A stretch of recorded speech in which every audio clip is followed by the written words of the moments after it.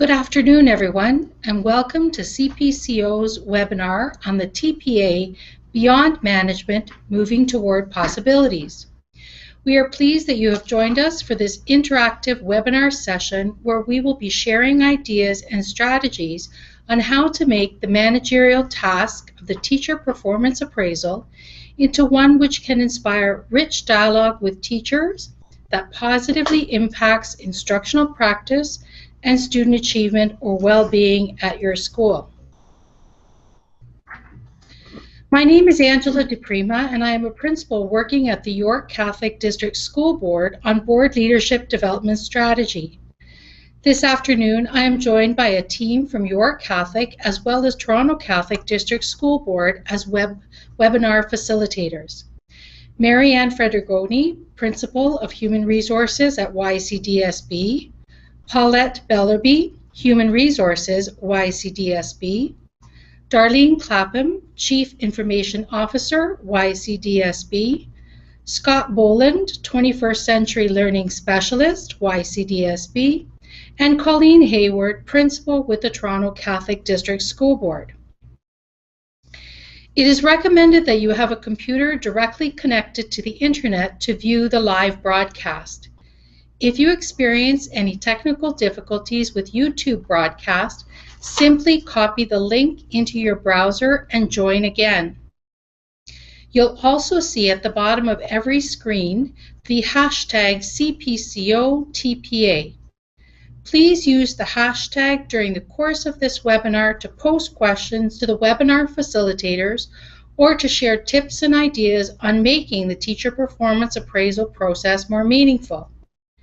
During the course of the presentation, we will attempt to address some of your questions either through the webinar or through Twitter. By joining the conversation, you will make the session more meaningful both for yourself and for other participants. While planning for this webinar, we thought carefully about the connection of an administrator's managerial duty of doing the teacher performance appraisal and the leadership opportunity that could be created through the TPA, LTO, or NTIP evaluations. We're all aware of our legal obligation to document teacher performance appraisals as set out in the Education Act. But we also recognize that this managerial task could be so much more. It can, in essence, be a fundamental tool that administrators use to impact instructional practices taking place at our schools, practices which have a direct correlation to positively impact student achievement. When looking at the TPA process, we see it directly connected to the Ontario Catholic Leadership Framework, especially in three specific areas: building relationships and developing people, improving at the instructional program, and supporting cognitive resources.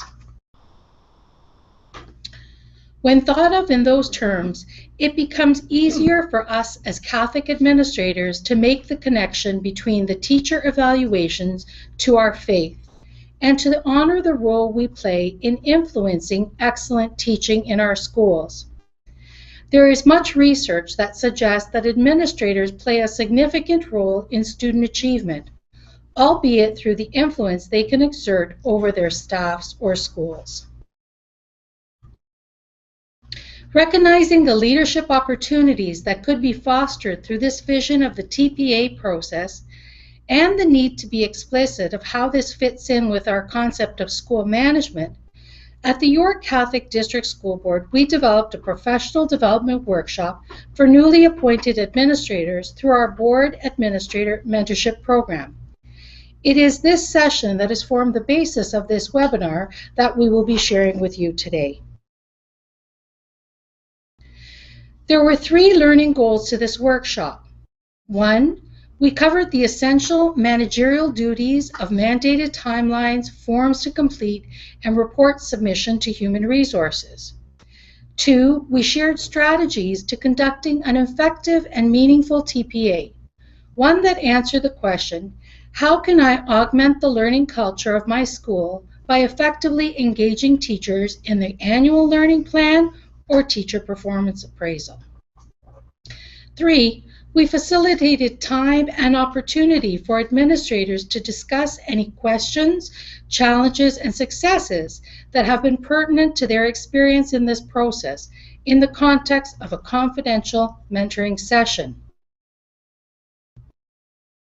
The context was set through a prayer specifically chosen for this session, a prayer which focused on the ability to inspire and influence others, reinforcing the faith mandate in the document Fulfilling the Promise, The Challenge of Leadership, a pastoral letter to the Catholic education community by the Assembly of Catholic Bishops of Ontario. We began with a minds-on reading on leadership is about enabling the full potential in others. Our employee relations manager, Paulette, led the first part of the workshop. She dealt with the 3 evaluation processes throughout a teacher's professional career: LTO, NTIP, and TPA. For each stage, she detailed the necessary requirements, evaluation procedures and timelines, various program designs and highlights, sample forms and their location in our intranet, and other managerial duties. Marianne and I, an elementary and secondary principal working at the board, led the next part of the workshop, concentrating on strategies to conducting a meaningful TPA. We will share some of these strategies today, and we encourage you to use the hashtag CPCOTPA to contribute strategies that have worked for you and to contribute to our collective knowledge. The theme of leadership is about enabling the full potential in others was at the center as the newly appointed administrators were encouraged to incorporate some of the shared strategies into their mentee learning plans. We'll begin now with Paulette and Colleen from the Toronto Catholic District School Board, and of course you, our webinar participants. Thanks, Angela. As mentioned, for the next several slides, I am going to share some of the technical highlights related to the 3 performance appraisals that occur at the various stages of a teacher's professional career. They include the evaluation processes used when in a long-term occasional assignment, when first made permanent, and finally as an experienced teacher. I will begin by highlighting aspects of the evaluation process for long-term occasional teachers. It is important to note that there is a provincial framework for the purposes of occasional teacher evaluation, which aligns with Ontario Regulation 274-12 on hiring practices. Occasional teachers in their first LTO of 4 months or more are to be evaluated. At York Catholic, we suggest to principals that the actual evaluation occur after the first 4 weeks, in order to fairly give the occasional teacher time to become familiar with their assignment. We also highlight that additional appraisals can be requested by either the occasional teacher or administrator, and that on completion of the process, the signed original of the evaluation be sent to Human Resources for inclusion in the occasional teacher's recruitment file. With respect to the evaluation form used, this slide shows the template form that was developed by the ministry in collaboration with key education partners. This template may be adapted by boards with agreement of the local unions, so it may look different at your particular board.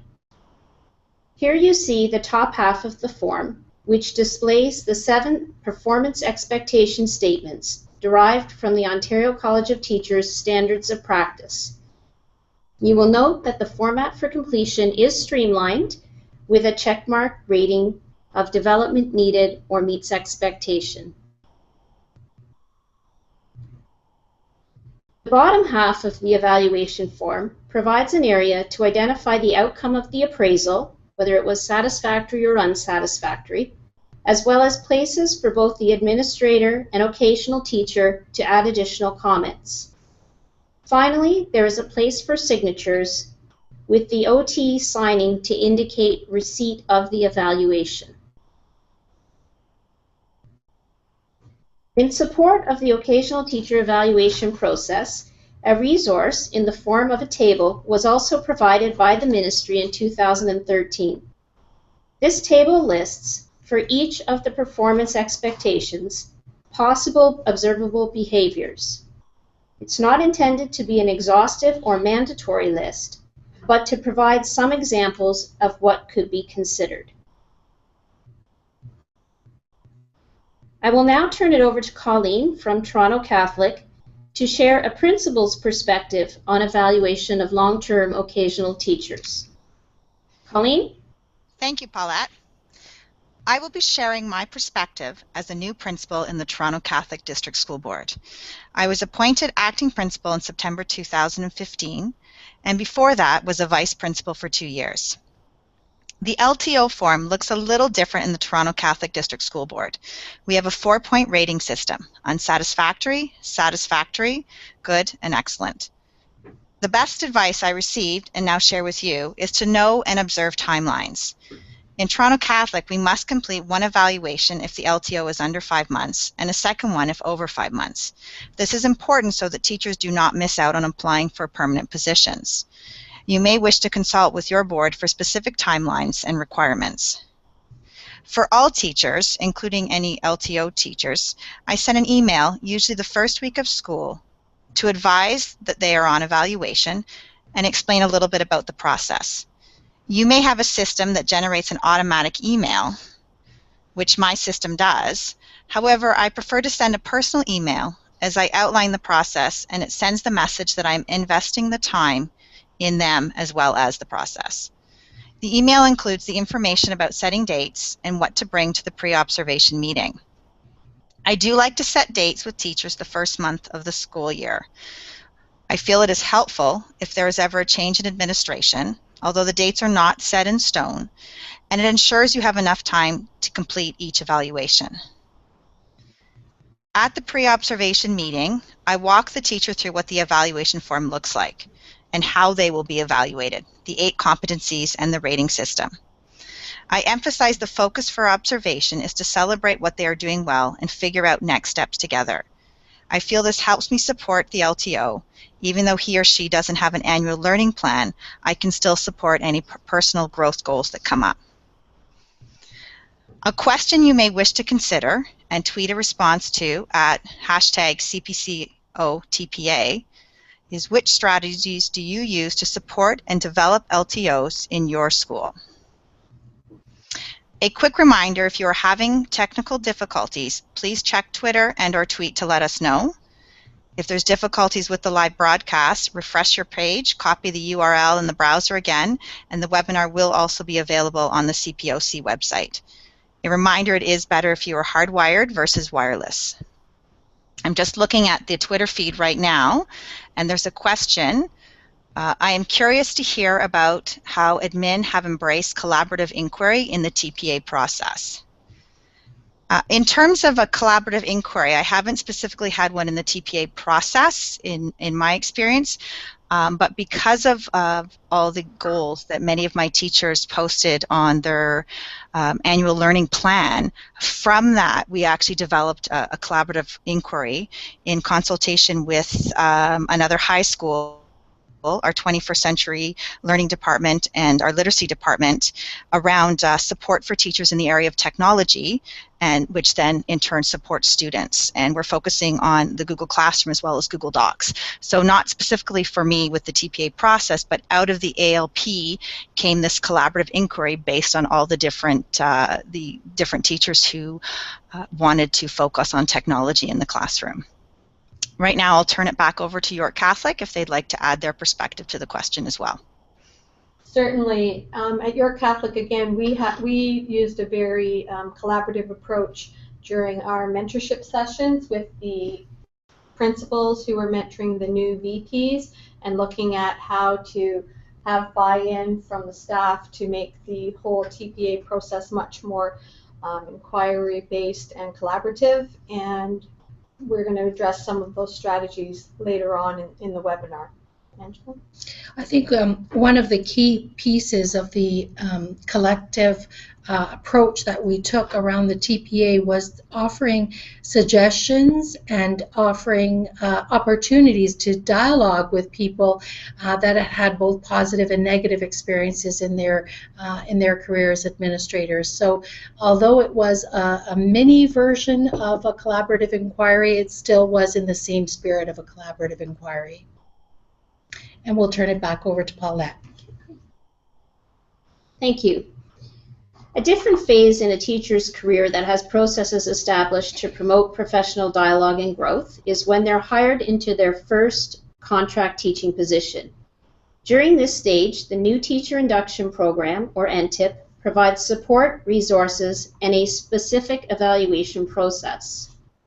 New contract teachers in Ontario are eligible to participate if in their first contract teaching position since becoming certified with the OCT, or when all their teaching experience is outside of Ontario.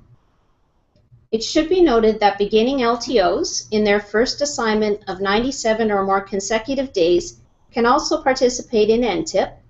This includes participation in all aspects of the program except for the NTIP evaluation. They would instead be using the occasional teacher evaluation that I outlined in the earlier slides. Access to NTIP for this group was extended by the ministry after the program had already been launched, in recognition that occasional teachers these days may do numerous LTOs prior to attaining a permanent job, and it was felt they could benefit from the professional development and supports offered by the program if they were able to participate in it at an earlier time. Where a new teacher is offered a permanent contract, the first determination is the appraisal process that will be applicable. If they met the eligibility criteria, as outlined on the last slide, they are evaluated under the NTIP evaluation process. If they are new to the board but have prior teaching experience in Ontario, the evaluation process that would apply for their probationary period would be the TPA process for experienced teachers. Where the new teacher is part of NTIP, they will use the individual NTIP strategy form to identify and track professional development goals. The purpose of this form is very similar to the annual learning plan used by experienced teachers, but has been designed to narrow the focus under the three main program elements, that being orientation, professional development, and mentoring. At York Catholic, we have developed a sample completed form for both elementary and secondary panels to provide new teachers some examples of what a possible goal and strategy would be. We also encourage new teachers to collaborate with their mentor and principal when completing the form, as these resources may be able to suggest strategies that they might not be aware of as far as achieving their goals. The NTIP appraisal process requires 2 appraisals within a 12-month period. The emphasis throughout the process is to take the opportunity for professional dialogue to celebrate the teacher's strengths, as well as provide support and suggestions that will contribute to their growth. Like the process structure used for experienced teacher TPA, the NTIP process focuses around competency statements and includes a series of meetings followed by an NTIP summative report. Similar to the occasional teacher and experienced teacher TPA processes, the competency statements used to evaluate under the NTIP appraisal process are aligned with the Ontario College of Teachers standard of practice. However, in order to better support a new teacher at this stage in their career, the appraisal focuses on 8 competency areas, identified as most relevant at this stage in the continuum of their development. They include 4 related to commitment to students and student learning, 1 related to professional knowledge, and 3 related to professional practice. Finally, the NTIP summative report form is intended to provide a vehicle that will allow for reflection of feedback and to monitor growth. It should be provided to the new teacher shortly after the classroom visits. At York Catholic, we also provide a blank copy of the form at the very beginning of the process when they are notified they are in an evaluation year, as well as posting it on an information conference so that they can clearly see what they will be evaluated on. This, along with dialogue between the principal and new teacher, helps reduce any potential anxiety and create an environment conducive to professional dialogue and growth. I will now turn it over to Colleen from Toronto Catholic to share a principal's perspective on the evaluation of new teachers. Colleen? Thank you, Paulette. Just like the LTO evaluation, you need to know timelines and the process. As Paulette previously stated, for York Catholic, you need to complete 2 evaluations within 12 months of the date of hire. The same is true in Toronto Catholic. In order to understand the TPA process, I sat down with a coordinator from HR whose portfolio included TPA. I did attend a workshop, but the coordinator came to my school and sat with me for about an hour. I learned many tips and ways of completing the evaluation forms, which saved me a lot of time and also helped me focus on the purpose of the evaluation. As a larger board, this was possible. In a smaller board, you may be able to sit with a colleague or even discuss the process over the phone with someone who has experience. I find I spend more time with NTIP teachers to help them understand the process by going over the different competencies and the different forms they need to complete, as they are often new to the process and/or the profession. With all teachers, especially NTIP teachers, I let them know that I will take notes during the observation, so that I can use quotes of what they say and students say to include under principal comments. I always say they're welcome to a copy if they want one. However, my chicken scratch is a challenge for most on a good day. One teacher involved in the NTIP, at the end of his evaluation, he told me that he printed it off and put it on his fridge because he felt the evaluation captured exactly what he did and felt that it celebrated what he was doing. And he also felt that because of the conversations and the time that was invested in it, he felt that I could also support him with his growth goals. Another question you may wish to consider and offer suggestions to at #CPCOTPA is, where can you go for support to understand how the TPA process works in your board? There was a question on Twitter that I'd like to go to is, do all boards use the same forms? I know in Toronto Catholic, our LTO form is a little different than the one that was mentioned earlier in the presentation. So that's something that I suggest you consult your board with so that you can make sure that you know the forms that you would be using in your actual board. Now I'll turn it back over to York Catholic. There's also a question up from someone on Twitter. I just saw it, sorry I lost it. What are some strategies to support teachers' growth following the TPA process?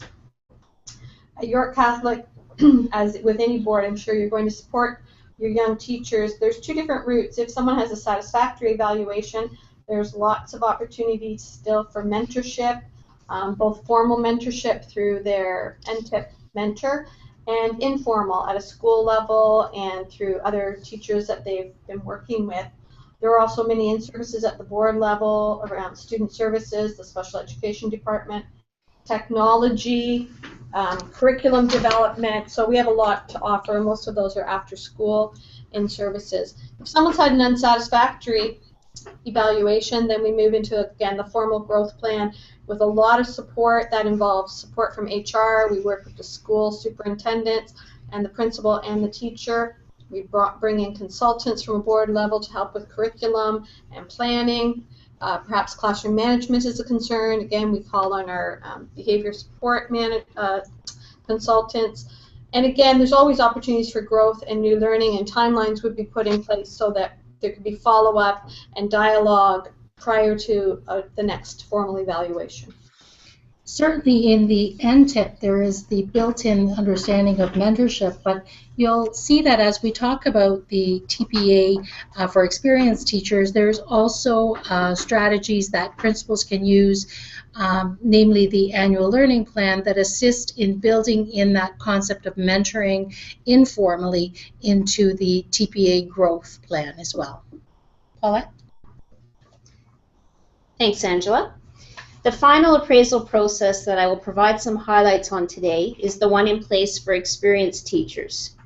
This includes looking at the annual learning plan, a professional development planning tool, as well as a quick review of the appraisal cycle for experienced teachers. With respect to the annual learning plan, this tool is intended to support experienced teachers' professional learning and growth. All experienced teachers should complete an annual learning plan each school year, regardless of whether or not they are in an evaluation year. The tool can be a valuable resource for administrators in supporting staff, as it helps highlight their aspirations, strengths, professional learning interests, and needs. By knowing these goals, administrators can help connect teachers with PD opportunities that become available that align with the areas they wish to seek professional growth within. An important aspect about the annual learning plan is that it is a living document which is teacher authored and directed and can be adjusted as new professional development goals are identified. In an appraisal year, the annual learning plan is reviewed and updated as part of the TPA process.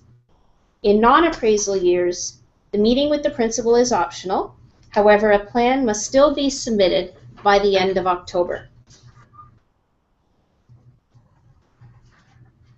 Some resources that can be suggested to teachers as possible starting points in completing their annual learning plan and setting professional development goals could include their previous year's annual learning plan, building on goals that they had for themselves and taking them to the next level, a summative report of their last team, professional dialogues, their own self-assessment of desired areas of growth, the career stage or path they wish to pursue, professional interests, personal commitments, religious faith development goals. And it can also be suggested that they align with improvement goals of the school, board, and/or ministry. With respect to the actual appraisal process for experienced teachers, this is on a 5-year cycle with one appraisal completed in the evaluation year. In determining appraisal years, 4 years must elapse between evaluation years, and any leaves of absence do not get counted as part of that time period. At York Catholic, Human Resources makes the determination each September of whom is in an evaluation year and what TPA process should be used, whether that's an LTO, NTIP, or experienced TPA. This is prepared in a report and issued to each school principal so that they can then notify the teacher and schedule the appraisal meetings. I will now turn it over to Colleen from Toronto Catholic to share a principal's perspective on evaluation of experienced teachers. Colleen? Thank you, Paulette. Some things that I do to keep the annual learning plan a living document are, in my weekly update to staff, I make suggestions on completing the ALP. I invite teachers to consider including the goal or goals from our urgent critical need, which is a school learning and improvement plan, or SIPSA as it may be called in your board. And they consider these goals, if they'd like to, include them in their ALP. I ensure teachers know that the ALP is a living document and can be updated by them whenever they want. I often find that teachers do this as the year goes on once they are aware of this. To piggyback on the Twitter question that was asked a little earlier, what are some strategies to support teacher growth following the TPA process? I know that based on growth goals, I find it helpful, and I know colleagues of mine have suggested this as well, is to make a chart to see what areas teachers have as a growth goal. And that's how our technology collaborative inquiry came out of that, is that there were so many that were interested in that's where the collaborative inquiry and technology came. You could also create a study group or a team based on a particular focus. Also emails about workshops that are coming up, send articles, and that's where you can keep the conversation going. My latest TPA that I just finished up about a week ago, the teacher and I, to support mathematics learning, we're doing some co-teaching together in the classroom. So there's lots of different ways that you can, at the school level, support the teacher growth following the TPA process. And that's where those conversations are critical. With the actual evaluation itself for an experienced teacher, even with the NTIP permanent teachers, I ask for a pre-observation meeting to go over the process and the annual learning plan. I let them know what will happen at the pre-observation meeting. Then I resend the initial email to teachers about what to bring to the pre-observation meeting. I emphasize again, the focus is on celebrating their strengths and looking at next steps or growth. One thing I like to do between the pre-observation meeting and the actual observation meeting is I tend to pre-populate into the application. So all the look-fors that are part for each competency, I put them into the actual evaluation form, so that after the observation I can quickly click on the ones that are relevant to the teacher. And I just find it saves me a lot of time. I'm not going back and forth and trying to figure out which one to use.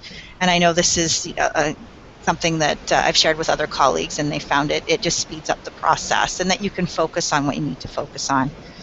At the pre-observation meeting, I actually asked teachers to send me an electronic version of their lesson plan. This way it can be cut and paste into the application, and then we can discuss it and make revisions to the plan if needed, if they would like to add to it. I also let teachers know that we will complete their strengths, goals, and strategies to accomplish those goals together at the post-observation meeting. I really, truly feel it has to be a collaborative process, and that I just don't write down a bunch of goals or strategies. We come up with them together based on the observation, as well as based on their annual learning plan. I feel the best part of the TPA is that teachers have their voice, and it is a collaborative process. It's also a great way to build relationship and understand your teacher's strengths, goals, and needs, which in turn support student achievement. A question you may wish to consider and post a response to at #CPCOTPA is, which strategies or tips do you have to share that help you save time completing the process, yet still make TPA meaningful to both you and the teacher? So there are a couple of Twitter questions up that I saw. Can a teacher opt out of the TPA process? The answer is no, they may not opt out of the process, but there may be situations where there may be extenuating circumstances that for that year it may be deferred. But the best place to do is consult with your supervisory officer as well as your human resources department, and they'll walk you through what you need to do if a teacher comes to you. The second question is, if you're off on a leave, when would you be appraised? I believe that Paulette spoke to that a little bit, but I think the key piece there is that if they're off on a leave, then that year doesn't count as one of the years, the elapsed time for the experienced teacher. But again, I would definitely speak to your superintendent and or your HR department. One more question here that I see is, what is the role of the superintendent in the TPA process? And I think it definitely depends on, I know my superintendent is, supportive of the process, obviously, but I think that's where, especially if you have ones that you have questions or concerns about, definitely involve your supervisory officer in the conversation to make suggestions as to how to move forward. At this point, I'm going to turn it over to York Catholic. So along with recommending your supervisory officer be involved, I would also suggest that in those difficult situations or anticipated situations that you anticipate to be challenging, that the superintendent of human resources be involved early on in discussions around doing the TPA and moving a teacher along. There are some additional questions on Twitter around other resources and when will the resources be posted. Towards the end of the presentation, I will actually highlight some of the resources that are available through CPCO, either on the Principals Connections magazine or through the e-learning component that they have available on the TPA process. So stay tuned for that, and we'll move on with the presentation. Marianne? Thank you. We're now going to move into talking about how you can augment the learning culture of the school by effectively engaging teachers in the performance appraisal process. The Ontario Leadership Development Branch has published much research based on the 5 guiding principles, which we have found helpful and have incorporated in our learning here. Engaging teachers in conversations about teaching and learning is one of the most important roles of an administrator that can have the greatest impact on student outcomes. Learning-focused conversations should not be limited to an annual meeting about a teacher's ALP goal or the pre- or post-observation meetings during an appraisal year, but rather they should occur regularly as, say, a follow-up to a team or staff meeting, a presentation, or simply an informal conversation in the staff room. That's where you're going to get the most out of these conversations. By regularly engaging with teachers in discussions about teaching and learning, you build credibility and a trusting relationship that effectively prepares you and the teacher for their learning-focused conversations through the performance appraisal process. You and the teacher are more likely to feel comfortable openly discussing his or her practice, goals, and growth-oriented feedback if the performance appraisal discussions are simply one of many professional discussions between the two of you. Collaborating with teachers is a vital element to both the learning culture of the school and to the performance appraisal process as effective growth-oriented opportunities. Vivian Robinson states, the role of the administrator must be more than just supporting or sponsoring staff in their learning. In promoting and participating in teacher learning and development, the administrator participates in the learning as leader, learner, or both. And that's a critical piece to keep in mind. If the administrator is a true collaborator, he or she is more likely to be seen by the staff as a source of instructional advice, which suggests that they are both more accessible and more knowledgeable about instructional matters. Here are a few ways to build collaboration with your staff. Involve teachers in the development of the SIPSA. Teachers will therefore be more likely to be motivated to connect their own learning goals to something they have invested in the creation of. Build professional learning networks among teachers with common learning goals. Try to foster these networks and connections during grade, division, and department meetings and on PA days. And again, create opportunities throughout the year for teachers to discuss their learning goals and their progress with others, be it at a division meeting or department meetings or those informal meetings, after school or before school when people are looking at resources and planning. Coherence can be found in one overarching goal, to improve student achievement. There are many competing priorities in a school and a school board. A focus on teaching is essential to reach all of these priorities. It's therefore important that you align your work as it relates to these priorities with the annual learning plan and the teacher performance appraisal. Ask questions to guide discussions in the pre-observation meeting, questions that make explicit connections between the teacher's practice and the SIPSA and other school board and ministry initiatives. Through the grade, division, and department meetings, PA day sessions, etc., model the use of success criteria to highlight what the practice would look like in a classroom and connect to what you would be looking for during formal classroom visits. During PA sessions or at grade, division, or department meetings, use reflective questions to engage teachers in discussions about teaching and learning. Use the same questions through the ALP and the TPA process to generate discussions on the teacher's practice and goals. The value you place on the annual learning plan by meeting with the teacher to discuss goals and strategies, suggest resources, and offer support will heighten the value the teacher gives the annual learning plan. The annual learning plan is so often overlooked, but it's a great tool that you really need to invest in and really challenge our teachers to take the time to be authentic with what they put down on those.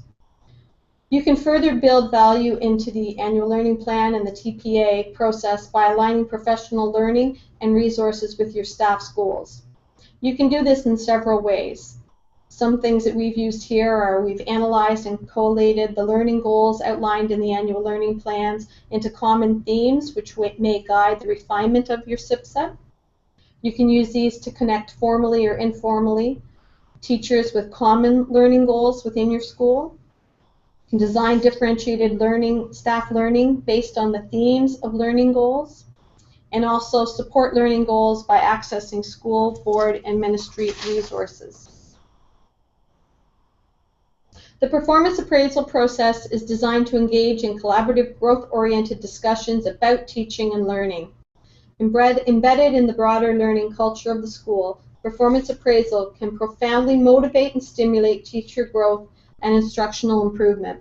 It's both an opportunity to formally acknowledge what the teacher is doing well and to provide forward-looking feedback for support and growth. ALPs and performance appraisals should provide a strategy for teachers and administrators to jointly focus on instructional practice and ongoing professional learning. They provide opportunities to engage in professional dialogue about the priorities and the teacher's practice to motivate further growth and direct or access supports. It's important that the ALP and the TPA are situated within the learning culture of a school, not in isolation.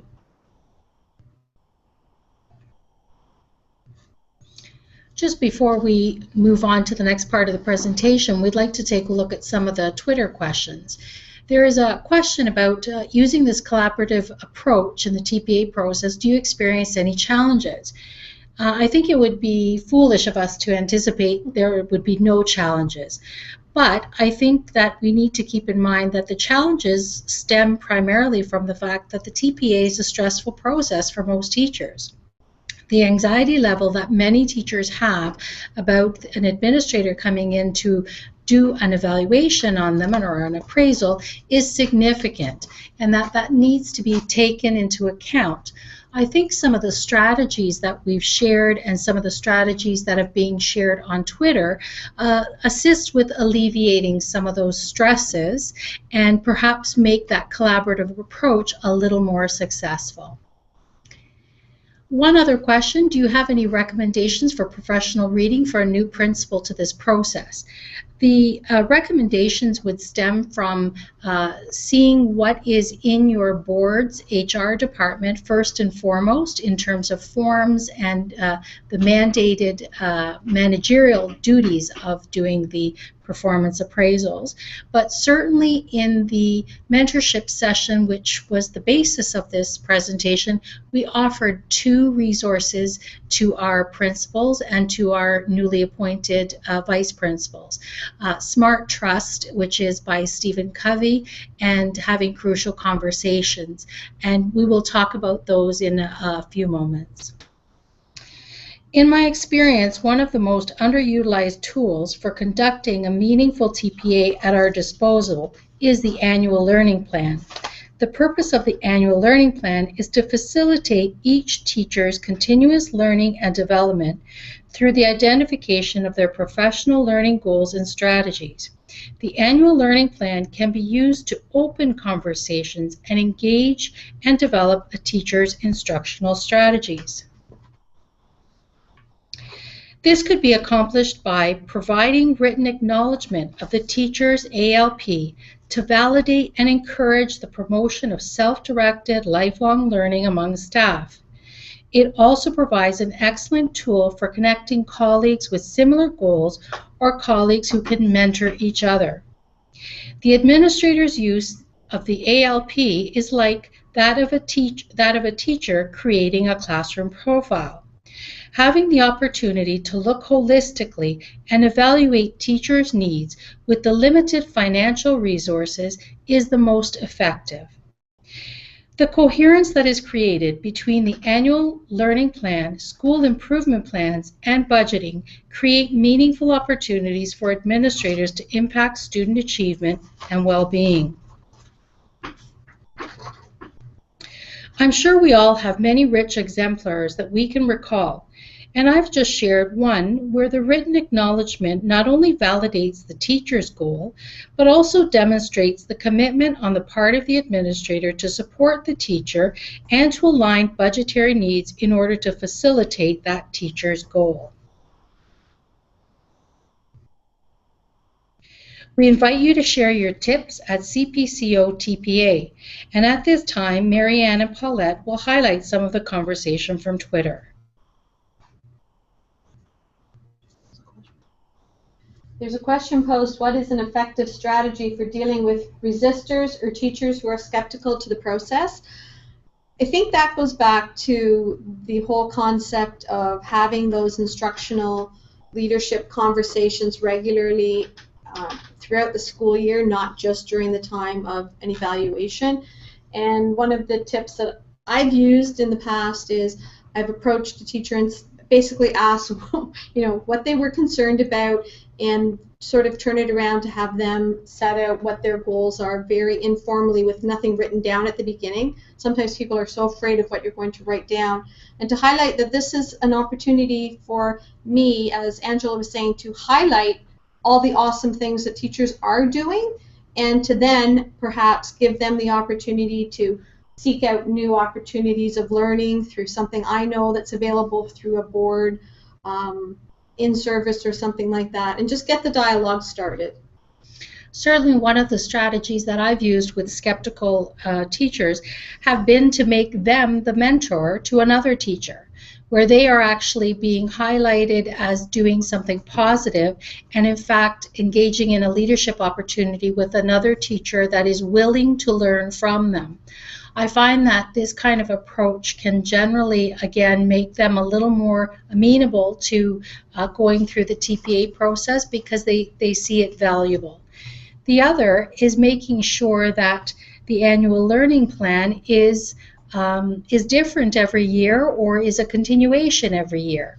So one of the strategies that I would do was when I took a look at the school plan and I planned out the activities that I could then budget for, I looked to see with whose annual learning plan was identical to the year before.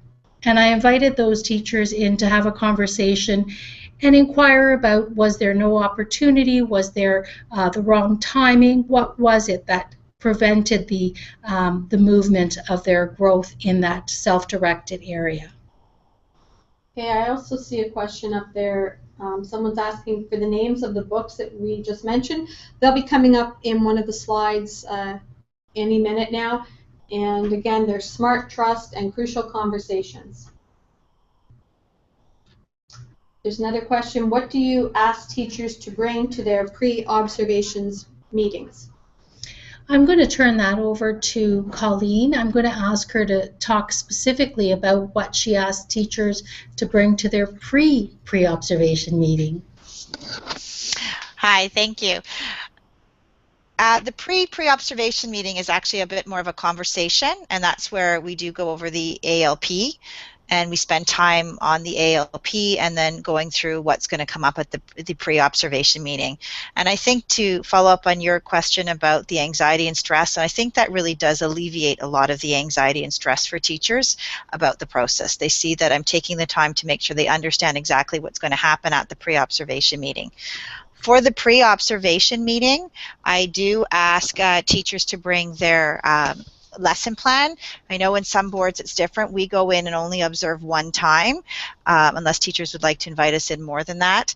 And for their lesson plan, I do ask that they have the curriculum expectations that are being addressed before, during, and after for the lesson, how they'll be assessing students, and students to watch. How are they differentiating instruction, so that I know I don't necessarily need the names of the students, but just so that I can see what they're doing to differentiate instruction. And then when they bring that, often I ask them to send it to me in advance so that we can just put it right into the application. It saves a lot of time versus me sitting there and typing it. And that way we can really focus on, what's going to happen at the actual observation.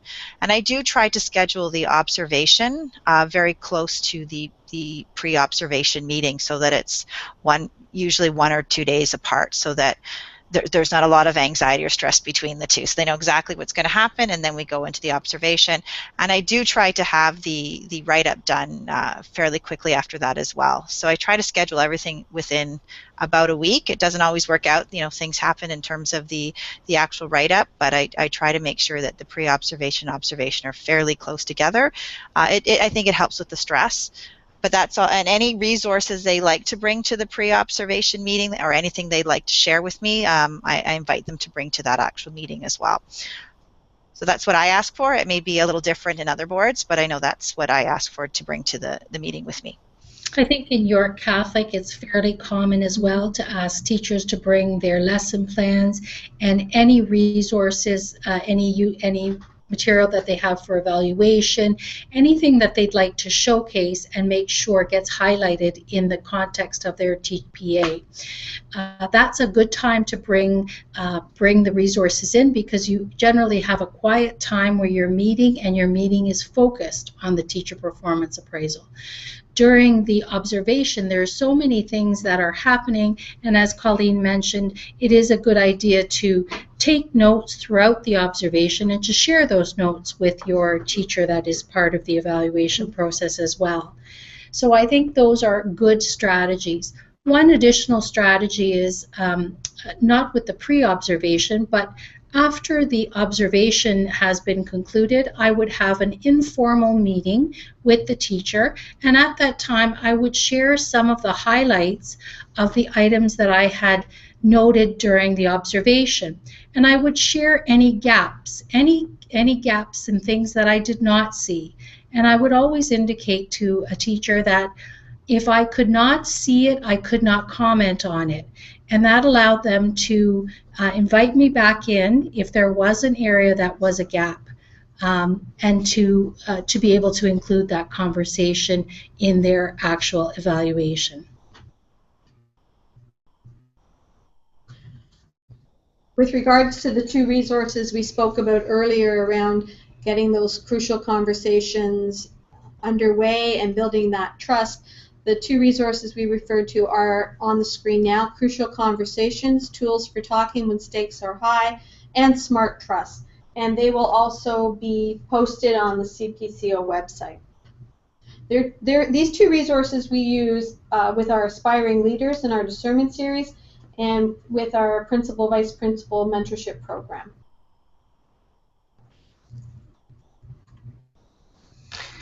What strategies do you use to ensure the TPA process in your school is collaborative, develops teachers, demonstrates that you are an instructional leader, is focused on student achievement and well-being? As this hour is just flying by, we ask that you keep the conversation going, sharing tips and strategies and asking questions. You might consider referring to the Principal Connections magazine. We encourage you to visit the CPCO website and to check out the resources in the e-learning tab under TPA. The workshop walks participants through 3 modules that cover requirements, timelines, and responsibilities for appraisee and appraiser. And of course, check out the resources available through the Ministry of Education. As well, as Colleen mentioned, it is a good idea to either discuss with a mentor or someone from your HR department any technical questions that you may have. On behalf of the web conference facilitators from the York Catholic and Toronto Catholic District School Boards and CPCO, I would like to thank you for your participation in today's session. I would especially like to thank you for your contributions in sharing tips and strategies.